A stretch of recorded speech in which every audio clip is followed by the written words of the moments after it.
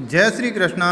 गीताधाम Gurukul online classes में आज हम कक्षा अष्टम का हिंदी विषय पुस्तक का नाम है वसंत, जिसका अध्याय है 7 क्या निराश हुआ जाए। इस अध्याय को पढ़ेंगे। लेखक हैं हजारी प्रसाद द्विवेदी। तो व्यक्ति को अपने जीवन में किस तरह से है जो आशाजित और निराशित होना चाहिए या नहीं होना चाहिए, उसके बारे में हजारी प्रसाद जी ने अपना एक यहाँ गद्यांश दिया है, जिसको आज हम पढ़ेंगे। तो क्या निराश हुआ है? मेरा मन कभी कभी बैठ जाता। लेखक कहता है मैं कभी कभी मेरे मन को ठेस पहुँचती हैं। समाचार पत्रों में डकैती, ठगी, डकैती, चोरी, तस्करी और भ्रष्टाचार के समाचार भरे रहते हैं। कहते हैं समाचार पत्रों में रोज नित्य कोई न कोई समाचार हैं जो नकारात्मक आते ही रहते हैं। आरोप प्रत्यारोप का कुछ ऐसा वातावरण बन गया है कि लगता है देश में कोई ईमानदार आदमी ही नहीं रह गया। हर व्यक्ति संदेह की दृष्टि से देखा जा रहा है। जो जितने ही ऊंचे पद पर हैं उनमें उतने ही अधिक दोष दिखाई देते हैं। अब वो कहते हैं कि व्यक्ति के ऊपर आरोप प्रत्यारोप होते रहते हैं। अवलोकन करने पर ऐसा जान पड़ता है कि कोई ईमानदार इस दुनिया में रहा ही नहीं है, और जो जितना ऊंचा अपने आप को बताता है उसमें उतने ही दोष या अवगुण दिखाई देते हैं। एक बहुत बड़े आदमी ने मुझसे एक बार कहा कि इस समय सुखी वही हैं जो कुछ नहीं करता। लेखक एक दार्शनिक बात कहता है कि मुझे किसी ने कहा कि इस दुनिया में सुखी वही हैं जो कुछ नहीं करता, उस पर कोई आरोप प्रत्यारोप नहीं होता। जो कुछ भी करेगा उसमें लोग दोष खोजने लगेंगे, उसमें सारे गुण भुला दिए जाएंगे और दोषों को बड़ा चढ़ाकर दिखाया जाना लगेगा।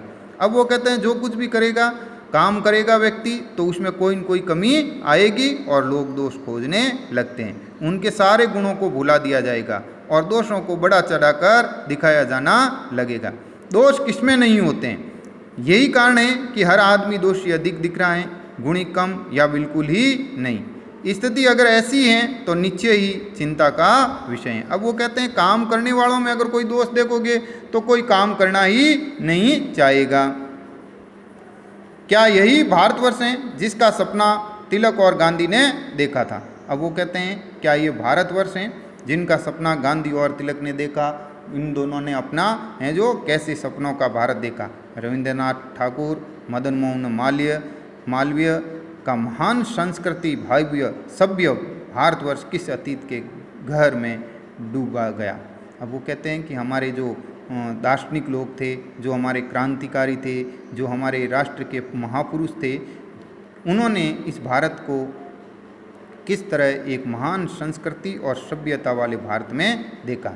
आर्य, द्रविड़, हिंदू और मुस्लिम, यूरोपियन, भारतीय आदर्शों की मिलन भूमि मानव महासमुद्र क्या सूखी गया है। वो कहते हैं कि इस देश में आर्य प्रजाति, द्रविड़ संस्कृति के लोग, हिंदू मुस्लिम धर्म के लोग, यूरोपियन बाहर से आए हुए लोग यहाँ भारत के आदर्शों की भूमि पर रहते, सब उसका मिला जुला है जो सांस्कृतिक समावेश रहता है। मानव महासमुद्र सूखी गया। वो कहते हैं मानव का क्या यह महासमुद्र सूखी गया है? मेरा मन कहता है ऐसा हो नहीं सकता। हमारे महान मनुष्यों के सपनों का भारत है और रहेगा। वो कहते हैं हमारे इस बुद्धिजीवियों ने जिस भारत का सपना देखा है वह है और रहेगा। यह सही है कि इन दिनों कुछ ऐसा माहौल बना है कि ईमानदारी से मेहनत करके जीविका चलाने वाले निहीर और भोले भाले श्रमजीवी पिस रहे हैं। अब वो कहते हैं कि ऐसा माहौल बन गया है कि ईमानदारी से रहने वाले लोग हैं जो भोले भाले लोग जो दैनिक मजदूरी करते हैं या साधारण परिवेश में रहते हैं, वो आजकल अपने को दुखी महसूस कर रहे हैं। झूठ तथा फरेब का रोजगार करने वाले फल फूद रहे हैं। झूठ और दूसरे तरह के धोखेबाजी का काम करने वालों का आजकल बोलबाला है। ईमानदारी को मूर्खता का प्रयास समझने जाना रहे। वर्तमान परिदृश्य में ईमानदार व्यक्ति को डरपोक या मूर्ख समझा गया है। सच्चाई केवल भूरू यानी डरपोक और बेबस लोगों के हिस्से पड़ी है। ऐसी स्थिति में जीवन के महान मूल्यों के बारे में लोगों की आस्था ही हिलने लगी है। अब वो कहते हैं जीवन के ऐसे बहुत से लोग हैं जिनके बारे में हैं जो महान मूल्य। भारतवर्ष के ने भी कभी भौतिक वस्तुओं के संग्रह को बहुत अधिक महत्व नहीं दिया। उनकी दृष्टि में मनुष्य के भीतर में जो महान आंतरिक गुण स्थिर भाव बैठा हुआ है वह चरम और परम है। मोह, लोभ, मोह, काम, क्रोध विचार मनुष्य के में स्वाभाविक रूप से विद्यमान है, पर उन्हें प्रधान शक्ति मान लेना और अपने मन तथा बुद्धि को उन्हीं के इशारों पर छोड़ देना बहुत बुरा आचरण है। अब वो कहते हैं व्यक्ति के अंदर जितने भी लोभ, मोह, काम, क्रोध के भाव हैं वो सब में रहते हैं, लेकिन किसी एक को प्रधान मान लेना, किसी एक चीज़ को मान लेना या उसका पूर्वाग्रह बना लेना, ये गलत बात है। भारत में इसमें कभी उसे उचित नहीं माना। भारत में इन गुणों को कभी भी व्यक्ति से ऊंचा नहीं माना गया है। उन्हें सदा संयम के बंधन में बंद कर रखने का प्रयास किया है, परंतु भूखे की अपेक्षा नहीं की जा सकती है, बीमार के लिए दवा की उपेक्षा नहीं की जा सकती है, गुमराह को ठीक रास्ते पर ले जाने वाले उपायों की उपेक्षा नहीं की जा सकती है। हुआ यह है कि इस देश के कोटि कोटि दरिद्र जनों की हीन अवस्था को दूर करने के लिए ऐसे अनेक कायदे कानून बनाए गए हैं जो कृषि, उद्योग, वाणिज्य, शिक्षा और स्वास्थ्य की स्थिति को अधिक उन्नत और सुचारू बनाने के लक्ष्य प्रेरित हैं, परंतु जिन लोगों को इन कार्यों में लगना है उनका मन सब समय परिपक्व नहीं होता है। प्राय वे ही लक्ष्य को भूल जाते हैं और अपनी ही सुख सुविधाओं को और ज़्यादा ध्यान देने लगते हैं। भारतवर्ष सदा कानून को धर्म के रूप में मानता आ रहा है। आज एकाएक कानून और धर्म में अंतर किया कर दिया गया है। धर्म को धोखा नहीं दिया जा सकता है, कानून को दिया जा सकता है। यही कारण है कि जो लोग धर्म भीरू हैं वे कानून की त्रुटियों से लाभ उठाने से संकोच नहीं करते हैं। अब वो कहते हैं भारत में धर्म और कानून दो चलते हैं, चीज़ें चलती हैं।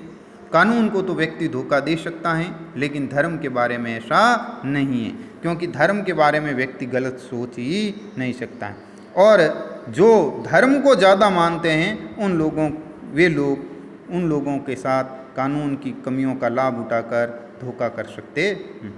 इस बात के पर्याप्त परिणाम हैं, इस बात के पर्याप्त प्रमाण खोजे जा सकते हैं कि समाज के ऊपरी वर्ग चाहे जो भी होता रहो, भीतर भीतर भारतवर्ष वह भी अनुभव कर रहा है कि धर्म कानून से बड़ी चीज़ है। अब भी सेवा, ईमानदारी, सच्चाई और आध्यात्मिकता के मूल्य बने हुए हैं। वे दब अवश्य गए हैं, लेकिन नष्ट नहीं हुए हैं। आज भी वह मनुष्य से प्रेम करता है, महिलाओं का सम्मान करता है, झूठ और चोरी को गलत समझता है, दूसरे को पीड़ा पहुंचाने को पाप समझता है।